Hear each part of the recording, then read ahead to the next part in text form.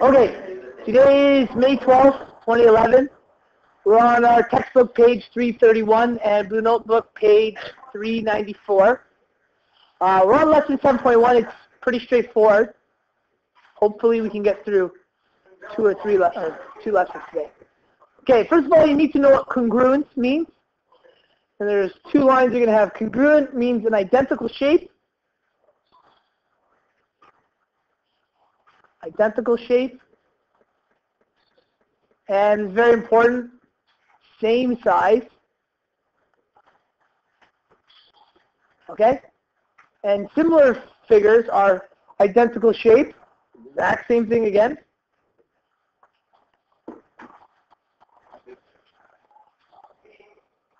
But this one has, what is the word they use? Different? Good. That's the word I wanted to use. Different size. Okay? So we're going to quickly talk about these. We're going to identify congruent shapes and similar shapes, and then we're going to move on to lesson 10.2, because that's, this doesn't justify a whole lesson. Okay? Pretty much. Okay, so because in the next two chapters we're doing trig, we're going to strictly be working with triangles. I'll show my examples with triangles for now. Okay?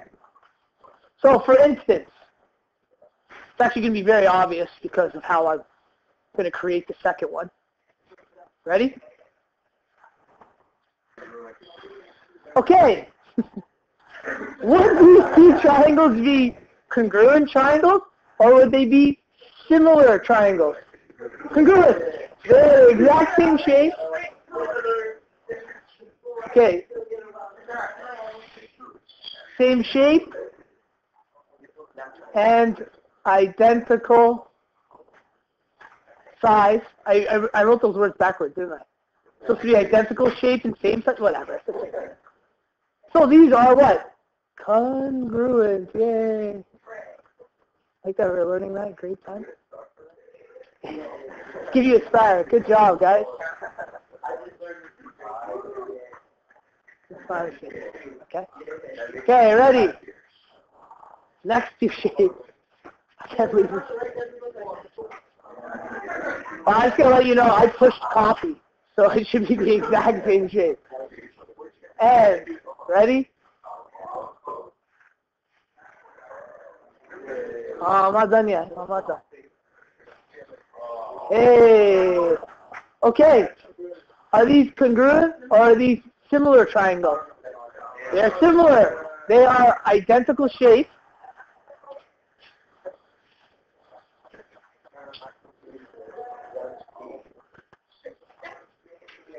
Just want to make sure I'm using the right words here. But different sizes.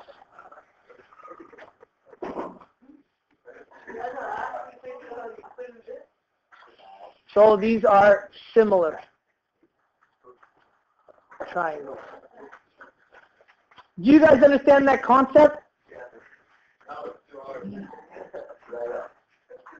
Let me push. Oh yeah, 3 minutes. Okay, let's continue. Okay, first of all, it's very important when we get into our trig, we start naming our triangles, okay? So I'm going to call this one A. Actually, we'll do it in color. This is A, B, C. I'm going to call this D, E, F. Okay? Now, let's assume this is not an equilateral triangle, because it looks like I've drawn equilateral triangles. Let's just assume they're not. Okay? This angle. So this is angle A, angle B, angle C, F, D, and E. Okay? We're going to write some rules on this for you. Angle A is equal to angle D. Okay? Angle B is equal to angle F. And lo and behold, angle C is equal to angle E. Okay? That was for our congruent. We'll do similar in blue. We're going to call this G, H, I, JKL. Okay? For our similar triangles, angle G is equal to angle J. Angle H is equal to angle K. And angle I is equal to angle L. So even though they're different sizes, the triangles, the angles are still the exact same. Now the difference between a congruence and a similar triangle are lengths. So here we go. We're going to call line AB is equal to which line on the other one? FD or DF, whatever you want to call it. Angle DF. Line segment BC is equal to FE. And finally, CA is equal to ED. ED. Okay? So, all of those sides, what we'll do is we'll put a little line here. So you know these are the same lengths. You guys ever learn that in elementary school? Okay. So those are the same. That is not, obviously that is not the same for similar triangles. The lengths on the sides of the triangles are going to be different for those types of triangles. Are you guys okay with that? Okay. What we'll do is we'll go into the example 2 in your textbook. Okay. Example 2 is given us, I'll quickly put it up without wasting time. Okay, so this is the idea of question 2. They have a river and some grass. I'm not sure why. Doesn't say anything in the question about it. But. Okay, so we have these triangles. First of all, from grade 9, I'm going to ask you guys if you recognize any angle properties in this Duke.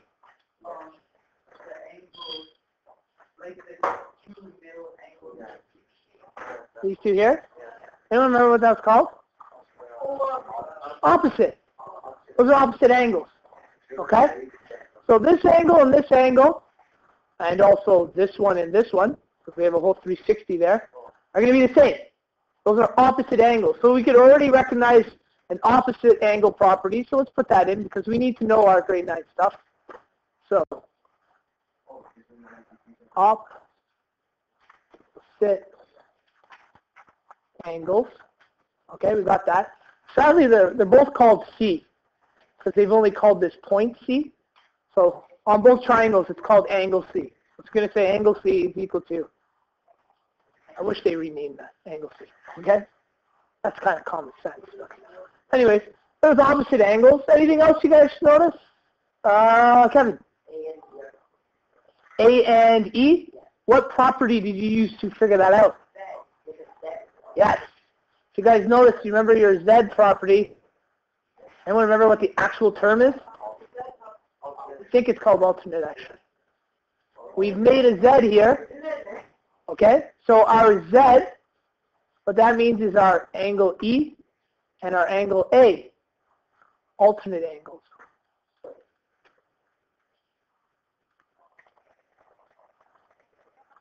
So due to alternate angles, we know that angle E is going to equal angle A. And anything else, Rich? Supplementary, which one? E, C.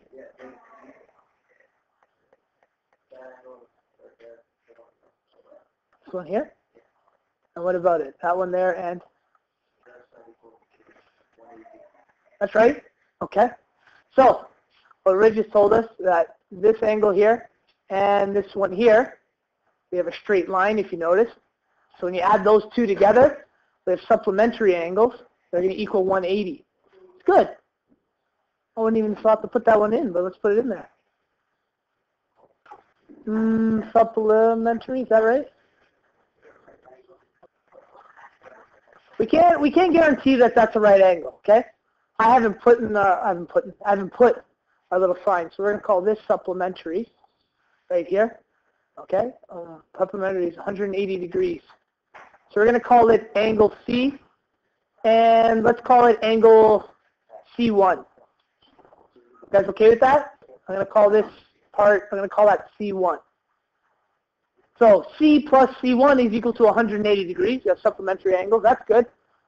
Anything else? Duke. Yeah, we have another Z pattern if you look. Not the nicest looking one, but it's there. Okay? So this angle and this angle are going to be the same. So another set of alternate angles. We'll do them in green again. We have also angle D will equal angle B.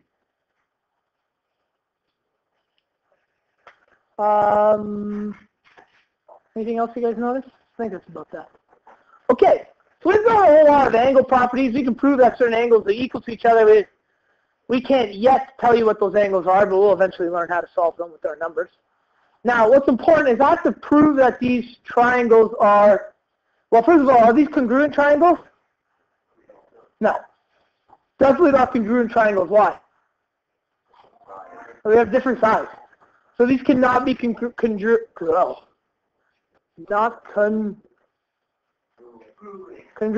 No. What might they be? They may be similar. Let's prove it mathematically that they're similar, okay? So first of all, we're going to have to kind of figure out which sides of the triangles are corresponding to the other side. So when I refer to DE, what angle on our other triangle would be corresponding to DE? AB. We're talking about AB when we go to this, okay? So what I'm going to do is I'm going to set them up as a ratio. I'm going to have 20 over 4. I'm going to reduce that fraction. So that was line DE over line AB. Okay? 20 over 4 is also known as 5 over 1. Okay? Kevin, do you have another angle? I'll make that a little nicer. That is a 5. That was my best. Do you have another pairing we could use? Ross?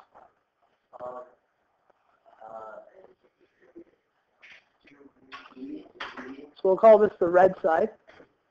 What did you say? EC and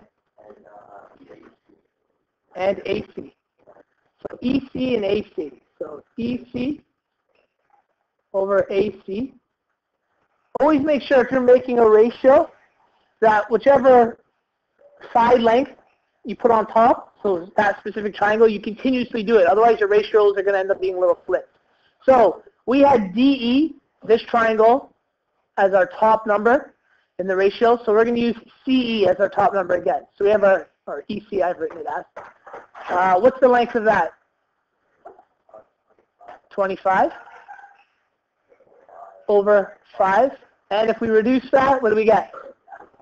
5 over 1. Okay, those two work. From the rules of a triangle, next one has to work. Well, let's prove it. Finally, what are the only other two sides we have left? DC and BC.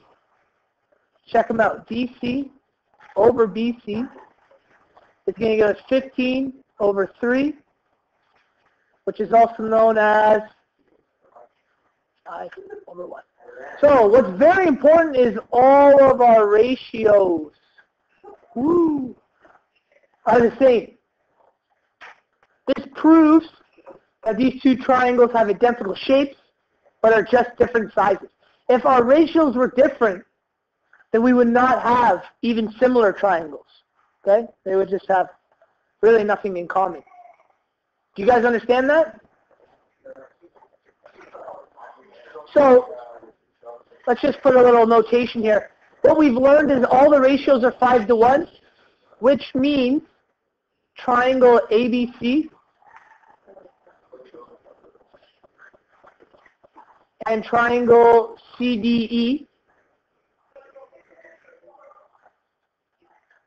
as a ratio, we have a 5 to 1 ratio. So in other words, I can multiply any of the sides on ABC by 5 to get the length of the triangle in CDE. Does that make sense to you guys? So the ratios of the triangle are 5 to 1. Every side is 5 to 1.